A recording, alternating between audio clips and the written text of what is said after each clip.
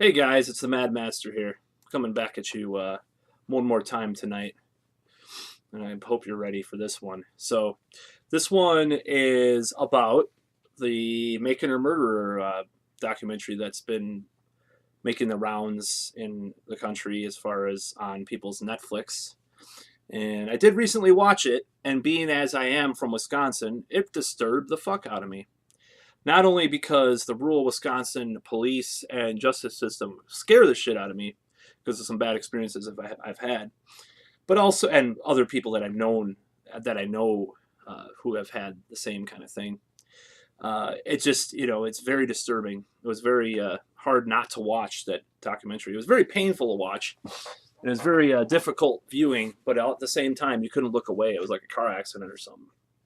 So, with all due respect to the victim, and whether or not you believe Avery is the victim or Hallbeck, well, obviously she's the victim, but if you don't believe that both of them are the victim, that's, I respect that. So, what do I think about the documentary? Well, it paints rural Wisconsin, unfortunately, in a pretty accurate light as far as the types of people that are out there. Um, people that are living in Milwaukee or Madison, probably might not even really understand how different it is outside of these bubbles. But it is pretty. There's some pretty wild characters out there, and Wisconsin is really it's not the same as maybe it's not the same as Tennessee or like well, let's say like Alabama as far as like the rural countryside, but it's pretty damn close. I mean, Scott Walker was elected, if he was, legitimately elected for a reason. I mean, shit. So that said, you feel nothing but empathy for some of the people involved, and it's really horrible what happened. Now, what do I think happened? And that's a question I've been kind of going around in my mind about it because on one end, it seems just really to be a setup, but the other end, there's like stuff like the EDTA, which is the substance that's in the blood vial that was not found with the blood that was taken from the victim's car.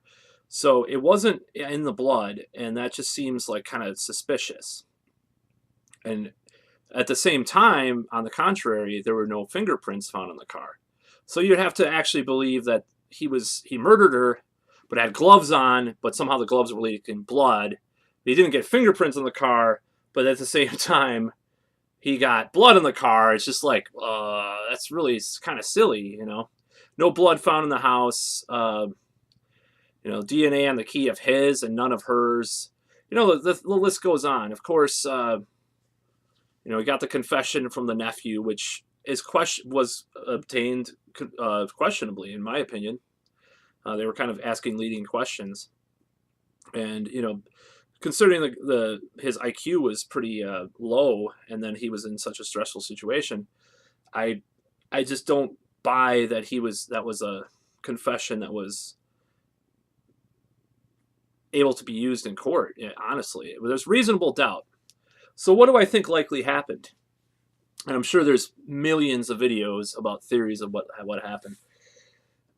I think there was a very insular situation on that property where there was a lot of might be some infighting, on the salvage lot a lot of the time, and that's what it seems to be the case because there's one family member is against the other, and it just seems like this whole drama, even before the documentary started, just watching people's reactions in the media or what people said or in the trial. So in that situation on that property, I think something happened. Obviously, well, something happened. I don't think the police necessarily did it. I think what happened was someone fucked up really bad. I don't even know if there was rape involved, by the way. I don't know if that was just made up by the kid with with the situation because he knew his uncle had the bondage gear or whatever, and I don't know how that came into play or whatever. Maybe Stephen Avery was like joking with his brother or who, I can't even keep track of all the family members, or some member of the family talking about that, and then the nephew overheard, and then he used that later. I don't know. But the fact that they didn't find any blood in the house is questionable, and they found the bullet later, like months later, in the garage with DNA. And there's two different places where this could have taken place, and they never decided which place it was. That's where the reasonable doubt comes in. I'm not a prosecutor. I'm not a lawyer, so I don't know completely what I would say about that. But there's some reasonable doubt there. So what do I think happened? I think something happened. One of the family members killed her, and I think Avery knew or knows this happened. And my best guess is that if he wasn't involved personally in killing her, he may have been involved in covering up for it. That's the only thing that kind of makes sense with all the circumstances. I don't think it happened in his house. Then the police, desperate to, shut down the lawsuit, used some measly evidence, maybe they did document some evidence, or not document, not manufacture some evidence, but, kind of reduced it to to what it was. So I don't know. That's just one theory. And it's an extremely fucked up situation. And it just goes to show you that the justice system is abhorrent in this, especially in rural parts of the country. I mean, it's completely terrible.